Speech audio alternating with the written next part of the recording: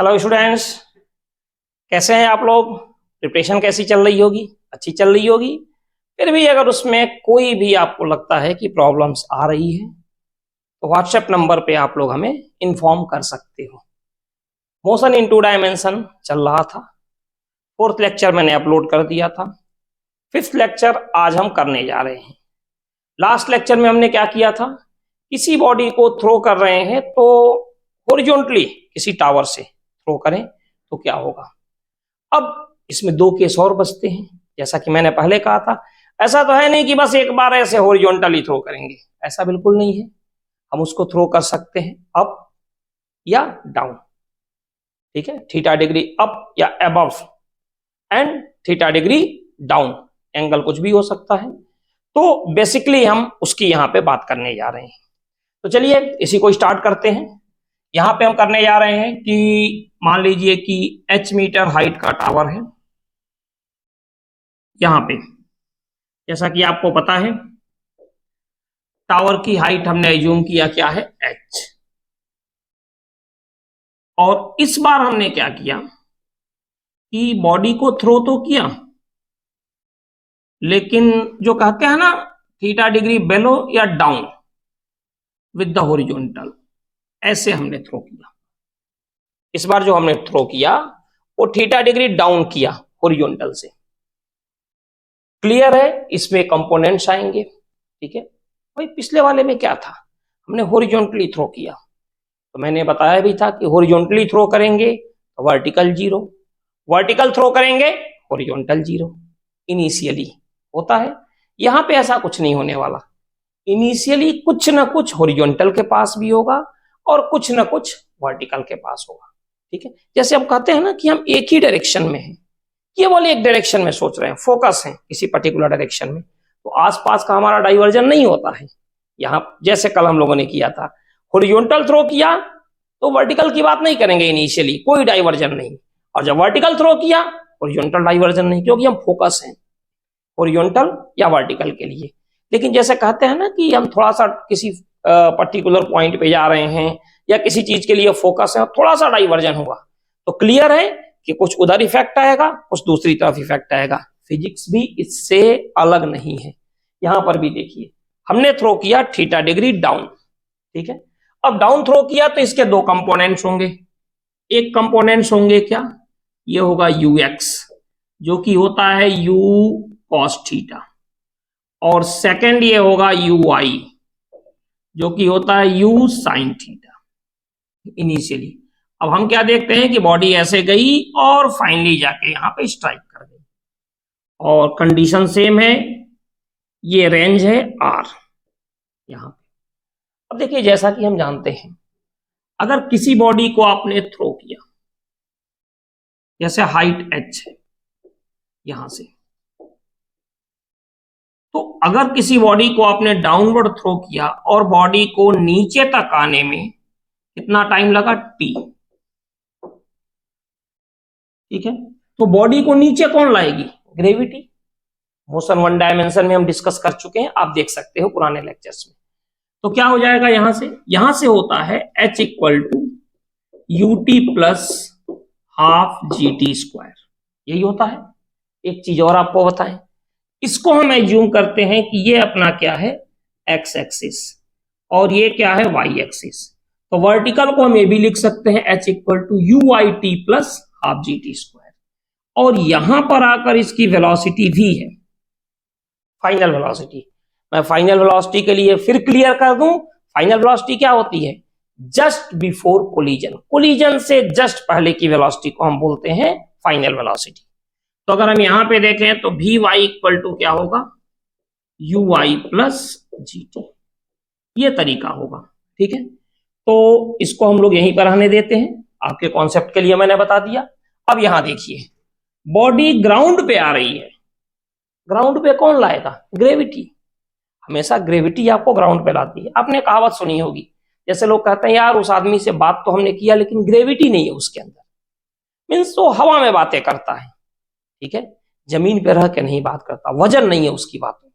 समझ में आ गया उससे। सेम कंडीशन यहां भी है, बॉडी को आप चाहे जैसे थ्रो करो, बॉडी ग्राउंड पे लाने का काम कौन करेगी? ग्रेविटी। तो मान लीजिए ग्रेविटी यहां तक आने में कितना टाइम लगा रही है? टी। फॉर्मूला जो होगा वो क्या होगा? H equal to U I T plus half G T square. तो H कितना है? यहां देखिए कैपिटल H से हमने इस बार डिनोट किया है। यू आई क्या है? देखिए वर्टिकल स्पीड, ये है you sine theta T plus half G T square. इसके हेल्प से हम लोग यहां पे फाइंड कर लेंगे टी, कितने टाइम में बॉडी आके ग्राउंड पे स्ट्राइक करेगी। ठीक है, ये कंडीशन हो गई। और इसी को हम क्या बोलते हैं? Flight time. ये वो फ्लाइट टाइम नहीं है capital T, 2u sine theta upon g, क्योंकि वो कब होता है? जब लेवल सेम हो, आपने थ्रो किया और वापस बॉडी वहीं पे आ गई। जैसे ये करते हैं ना इसमें कि हमने यहां से थ्रो किया और बॉडी इसी लेवल पे आ गई, तो यहां पे ऐसा नहीं है। यहां पे देखिए आप थ्रो कर रहे हो वो और ये लेवल दोनों डिफरेंट है, इसीलिए इसको भी फ्लाइट टाइम ही कहेंगे। फ्लाइट टाइम की डेफिनेशन होती है क्या? It is the time interval when body remains in air. Body जितने टाइम तक एयर में रहती है उसी को हम बोलते हैं फ्लाइट टाइम। ठीक है, तो देखिए यहां पे बॉडी यहां पे आई, हमने एज्यूम किया कि यहां पे आई बॉडी, तो इसकी वेलोसिटी क्या है? v। और अगर हम यहां पे देखें, इस एंगल को हम अल्फा ले लें, तो क्लियर है कि ये क्या होगा? vx final velocity along x axis, और ये होगा vy final velocity along y axis. vx किसके इक्वल होगा? ux के। और vy कितना होगा? uy plus gt। ठीक है, अब ui क्या होगा? ui होगा u sine theta plus gt, ये हो गया ui। और ux क्या होगा? u cos theta. तो इतना अपने पास ये हो गया। अब हमें फाइंड करना है ये रेंज कितनी है। कॉन्सेप्ट सेम है जो हमने बताया था आपसे, हमें ये डिस्टेंस फाइंड करनी है। तो अगर ये डिस्टेंस फाइंड करनी है तो सबसे पहले इस डायरेक्शन में हम फाइंड कर लें वेलोसिटी, ठीक है, जो कि हमारे पास है ux। फिर हम चेक करते हैं वेलोसिटी यूनिफॉर्म है कि नॉन यूनिफॉर्म। यूनिफॉर्म होगी क्योंकि ये हॉरिजॉन्टल है और फोर्स ऑफ ग्रेविटी क्या है? वर्टिकल। हमने बताया था अगर वेलोसिटी के फोर्स परपेंडिकुलर है तो वेलोसिटी का मैग्नीट्यूड यानी कि स्पीड चेंज नहीं होता। ठीक है, तो यहां पे r इक्वल टू क्या होगा? r हो जाएगा ux इंटू टी, यानी u cos theta into T, जो भी टी आएगा, यहां से r आ गया। ठीक है, और फाइनल वेलोसिटी v क्या हो जाएगा? Under root vx square plus ux square. और आपको पता है vx कितना है? vx है u cos थीटा का square plus vx square plus vy square. और vy क्या है? ये है u sine theta plus gt, ये हो जाएगा। इसके साथ ही साथ हम ये भी देखते हैं कि ये जो एंगल है tan अल्फा मींस कितना एंगल बनाएगी बॉडी हॉरिजॉन्टल के साथ जब स्ट्राइक करेगी ग्राउंड पे। तो क्या हो जाएगा? यहां पे अगर देखें तो tan alpha equal to perpendicular upon base, यानी भी वाई अपान भी एक्स। तो यहां से हम निकाल लेंगे tan इनवर्स, और भी वाई हमें पता है जो भी, और भी एक्स पता है। तो यहां से हमारे पास एंगल भी आ गया। ठीक है, एक कई बार छोटी सी चीज पूछ लेते हैं, what is displacement of the body. Displacement क्या होता है? मिनिमम और straight distance from initial and final position. तो ये बताइए कि डिस्प्लेसमेंट क्या होगा? ये तो डिस्टेंस हो जाएगा जो एक कर्व बनेगा, लेकिन यहां से यहां तक का जो ये आपका हाइपोटेनियस बन रहा है, ये होगा डिस्प्लेसमेंट। तो डिस्प्लेसमेंट आप याद रखना, डिस्प्लेसमेंट जो होगा ये कितना हो जाएगा? अंडर रूट परपेंडिकुलर स्क्वायर यानी कि h square plus r square, ये हो गया डिस्प्लेसमेंट। ठीक है, तो ये अपना तरीका होता है जिस पर कि हम लोग कोई भी बॉडी अगर है और उसको h मीटर हाइट से टावर से थ्रो करते हैं डाउन, किसी भी पर्टिकुलर एंगल 30 डिग्री डाउन, 45, 40, 10, 20 कुछ भी डाउन अगर थ्रो करते हैं तो ये कंडीशन होगी जिसके बेस पर हम लोग इसको करेंगे। ठीक है, अब आते हैं हम इसके अगले पार्ट में।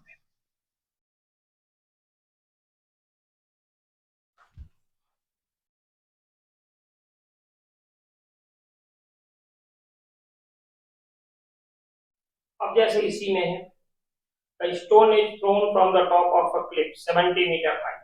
स्क्रीन पे आप देख सकते हो at an angle 30 degree below, 30 degree down है the horizontal and hit the sea 20 meter from the bottom of the cliff. ठीक है, इतना है। Find the initial speed of the stone and direction in which when it hit the sea. ये condition आप देख सकते हो। तो देखो इसको करने के लिए काफी सिंपल है। सबसे पहला काम ये है कि हम ये मान लिए कि ये 70 मीटर हाइट है इसकी। यहां से इसको थ्रो किया गया कैसे? At an angle 30 to velocity. और यहां पे गिवन है कि इसने क्या किया कि 20 मीटर की डिस्टेंस पे जाकर इसको हिट कर दिया। और हिट किया तो हमने मान लिया बिल्कुल सेम कंडीशन है, ये v हो गया, ये अल्फा, ये हो गया वी एक्स जो कि यू एक्स के इक्वल होगा, और ये हो जाएगा वी वाई जो कि होगा U Y plus G T, जो कि डाउनवर्ड है, केस हम डिस्कस करें।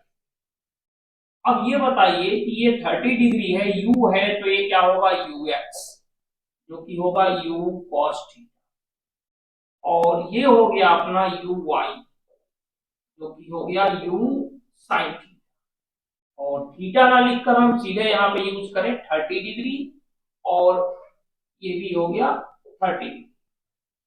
इतना है अपने पास। अब हमें फाइंड करना है कि कितना टाइम लगेगा, क्या होगा। तो देखिए जैसा कि मैंने पहले बताया, इसको यहाँ पर हाँ, अब समझिए इस चीज को। थ्रो किया हमने इसको, अगर इसको थ्रो किया तो फॉर्मूला क्या होगा, H equal to U I T plus half G T square, या फिर यू आई को क्या लिखते हैं, यू साइन 30, यू आई जो है वो यू साइन 30 प्लस हाफ जी कुछ नहीं गिवन है तो 9.8 टी स्क्वायर। तो यहां से हाइट कितनी है 70 मीटर, तो 70 equal to U by T, तो साइन 30 होता है 1/2, U upon 2 plus 9.8 T square, ये अपने पास आ गया पहले। अब इसमें थोड़ा सा आपको ध्यान क्या देना है, ये समझिए, ये 20 मीटर है, तो ये जो 20 मीटर है ये क्या है, रेंज। तो अब आपको जाना है रेंज के फॉर्मूले पर। रेंज का फॉर्मूला क्या होता है, आर इक्वल टू, ये होता है यू एक्स इंटू टी, यही होता है। तो रेंज है 20, यू एक्स क्या है, यू कॉस 30 इंटू टी, तो ये हो गया 20 equal to U cos 30 root 3/2। तो यहां से यूटी की वैल्यू आ गई, यूटी कितना आ गया 20 इंटू 2 40 अपान रूट 3। तो आपको बेसिकली यही बताना है कि डायरेक्ट यूटी की वैल्यू आप यहां पुट कर दो। तो क्या है देखिए 70 इक्वल टू, जहां यूटी है देखिए ये यूटी दिख रहा है आपको, यहां पुट कर दीजिए 40 अपान रूट 3 इंटू 2, और सॉरी ये होगा 4.9, ठीक है, प्लस कैलकुलेशन तो ऐसे ही है, तो ये हो जाएगा 20, तो 4.9 टी स्क्वायर इक्वल टू, यहां से अगर हम देखते हैं 4.9 टी स्क्वायर इक्वल, ये आ जाता है 70 माइनस 20 अपान, अप्रॉक्स सॉल्व करने पर 2.44 सेकेंड या कुछ ऐसे आएगा, एक बार आप देख लेना, बेसिकली मुझे याद नहीं। तो टी की वैल्यू आ गई। अब जब पी की वैल्यू यहां पे आ गई, काम खत्म। यू फाइंड कर लो, initial speed u equal to 40/√3 into 2.4, यही होगा। पी को नीचे भेज, तो कितना होगा एक बार चेक कर लेते हैं। यू की जो वैल्यू है वो अपने पास हो जाएगा 40/√3। 2.4 को नहीं आता है, कुछ और आता है, एक बार चेक करना है यहाँ पे। ये जो वैल्यू आती है कैलकुलेटर से ही चेक करना पड़ेगा। ये आता है 70 माइनस, क्या गया 20/√3, क्या गया डिवाइड बाई 4.9, 11.92, तो रूट ये आ जाएगा रूट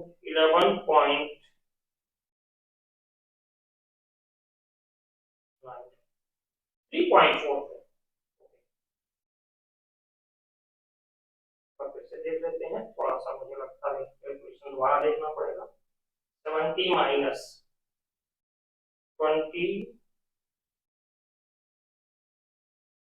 अपॉन रूट 20/√3, यस 58 आ रहा है, और डिवाइड बाई 4.9, 11.92, हाँ।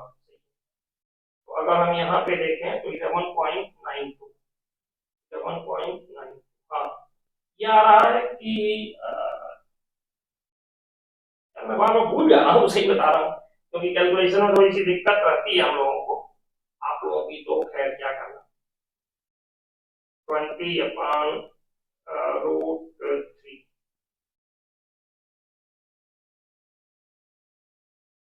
तो ये आ गया 58.45 डिवाइड बाई 4.9, 11.9, हाँ ठीक है, 11.92 √11.92, बी चेक किया 3.45, क्या आ रहा है 3.45,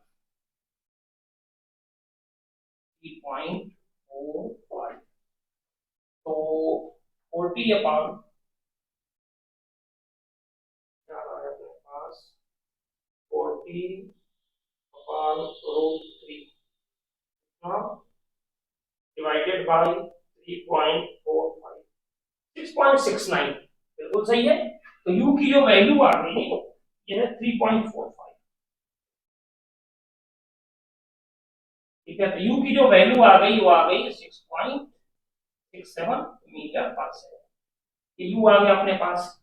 अब हमें क्या फाइंड करना है, फाइनल किस एंगल के साथ स्ट्राइक कर रहा है, तो वी वाई यहां से फाइंड कर लो। वी वाई क्या होगा U Y plus G T, या u sine theta plus G T, या फिर u की वैल्यू कितनी है 6.67 into sine 30 plus 9.8 into T 3.45, यहां से आपका वी वाई आ जाएगा। और ux क्या होगा u cos थीटा, यानी u cos 30, यानी 6.67 इंटू √3/2, यहाँ से ux आ गया, जो कि कितना होगा vx। तो यहां से आप tan अल्फा फाइंड कर लो vy/vx, और इस तरह से अपना ये न्यूमेरिकल हो जाएगा, ठीक है। तो ये जो अपना है ये किसी हाइट से डाउनवर्ड अगर हम थ्रो करें तो उस कंडीशन का ये। इसके बाद हमारे पास बात आती है कि किसी पर्टिकुलर हाइट से अगर ऊपर थ्रो करें अपवर्ड तो क्या होगा। वीडियो थोड़ा सा छोटा बना रहे हैं क्योंकि इजीली आप इसको देख सको और केवल इतना कर सको, इसलिए, ठीक है। तो ऐसा करते हैं कि नेक्स्ट लेक्चर में हम इसके आगे बढ़ते हैं, ठीक है। और अभी तक अगर आपने चैनल को सब्सक्राइब नहीं किया है तो जरूर करें, शेयर करें, कमेंट जरूर करें कि क्या आपको इसमें और चाहिए, क्या कैसा चाहिए। चैप्टर खत्म होने के बाद एक पीडीएफ अपलोड करेंगे, गूगल ड्राइव का लिंक होगा आपका डिस्क्रिप्शन में, जिसके हेल्प से आप लोग कोई भी न्यूमेरिकल होगा उसको आप कर सकते हैं, ठीक है। ठीक है, तो चलिए मिलते हैं अगले लेक्चर में, ठीक है। Thank you.